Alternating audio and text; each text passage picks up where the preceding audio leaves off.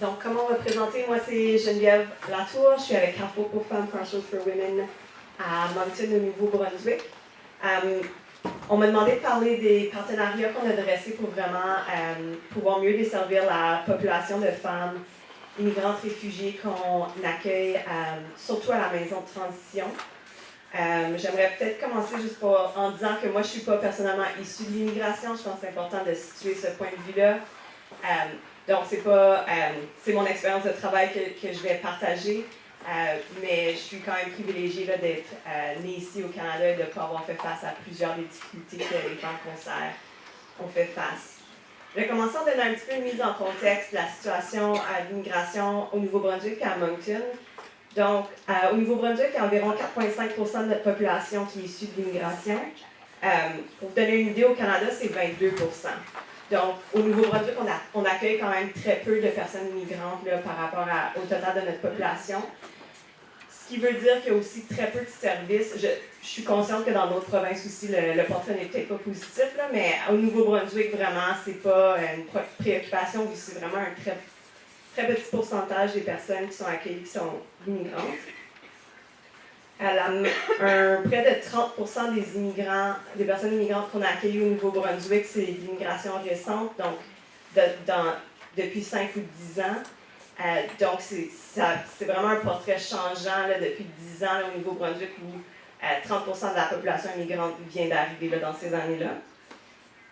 Bien qu'il n'y ait pas beaucoup de population immigrante au Nouveau-Brunswick, à Moncton, 19% de notre population est quand même issue de l'immigration. Et donc, du pourcentage total, environ 25-30% des immigrants du Nouveau-Brunswick se trouvent dans notre ville, à Moncton. Puis, la majorité, il y a une grande proportion aussi des immigrants récents qui sont à Moncton et une grande proportion des personnes réfugiées qui se retrouvent à Moncton aussi.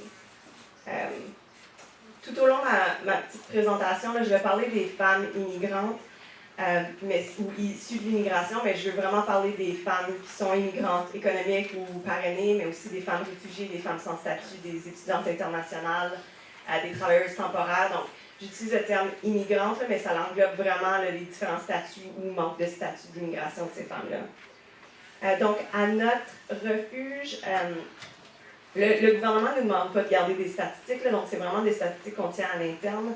Je pense entre autres parce qu'ils ne veulent pas savoir c'est quoi la réalité là, des maisons de transition au niveau de l'immigration, mais il y a environ 7% des femmes qu'on accueille qui sont issues de l'immigration, puis 20% des enfants qui sont des enfants issus de l'immigration.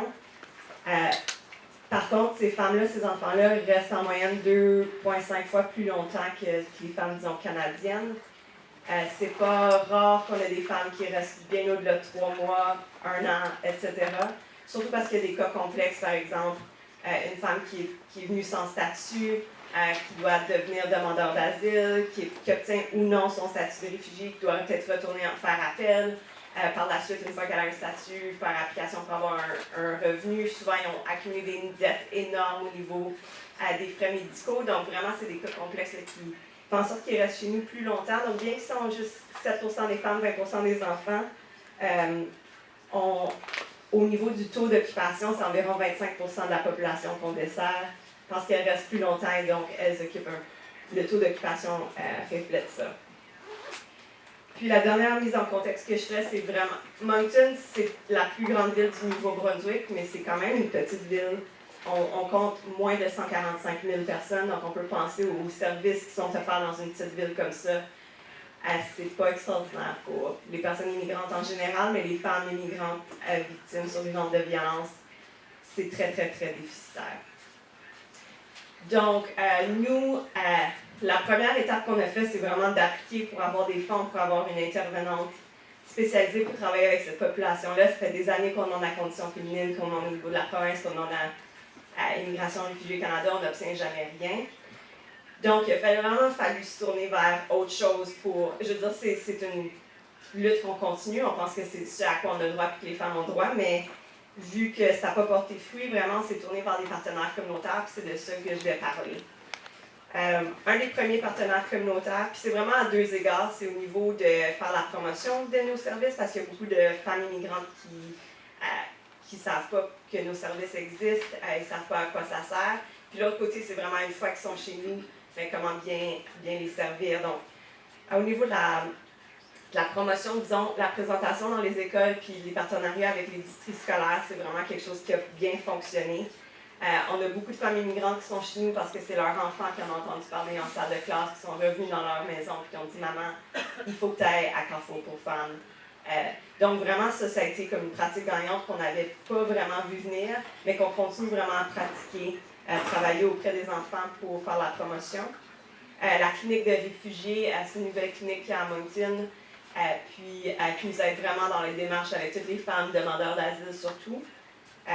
Au niveau provincial, on s'est mis aussi avec des alliés, dont le Conseil multiculturel du Nouveau-Brunswick. Donc, il y a vraiment des luttes qu'il faut mener au provincial. Par exemple, il y a un manque d'interprètes. C'est très, très difficile au Nouveau-Brunswick de devenir interprète professionnel parce qu'il n'y a pas le nombre. Pour passer le test, il faut qu'il y ait au moins 5 personnes qui passent le test par exemple, pour devenir interprète arabe ou interprète Bangladesh. Il n'y a jamais 5 personnes au Nouveau-Brunswick qui sont prêtes à prendre le test en même temps et donc on n'a pas d'interprète professionnel. Je vais aller vraiment, vraiment rapidement parce que j'ai me reste 1 minute. On a d'autres partenaires, là, mais je vais les skipper au niveau de la recherche, au niveau de tout ça. Mais des leçons qui ont été apprises, c'est qu'il a fallu changer nos façons de faire. Travailler avec les communautés culturelles, ça, ce que ça veut dire, c'est des fois, on a des gens qui cognent à notre porte à 11 h le soir avec une famille de 9 personnes, puis qui disent il faut que vous les preniez puis qu'ils disparaissent. Donc là, on a besoin de trouver des lits pour 9 personnes. Il est 11 h le soir. Souvent, il y a des femmes qui ne sont pas victimes de violence qui viennent à notre shelter parce qu'ils sont dans la rue. Donc, papa est là aussi, donc il faut expliquer, papa ne peut certainement pas venir à notre shelter, est-ce qu'on les prend même s'ils ne sont pas victimes de violence? Fait qu'il a vraiment fallu changer nos façons de faire. Mais on a développé cette relation de confiance-là avec les groupes culturels que oui, ils peuvent venir nous voir puis on va trouver une solution, c'est certain. Il a fallu vraiment réfléchir au racisme qui existe dans la communauté, mais aussi dans nos refuges de la part des résidents, mais aussi du racisme structurel qu'il y avait en place de la part de notre personnel, donc de se questionner sur les façons de faire. Des fois, c'est juste mettre des œuvres d'art de femmes de couleur sur les murs. Ça, c'est facile puisqu'il ne me reste pas de temps. Là.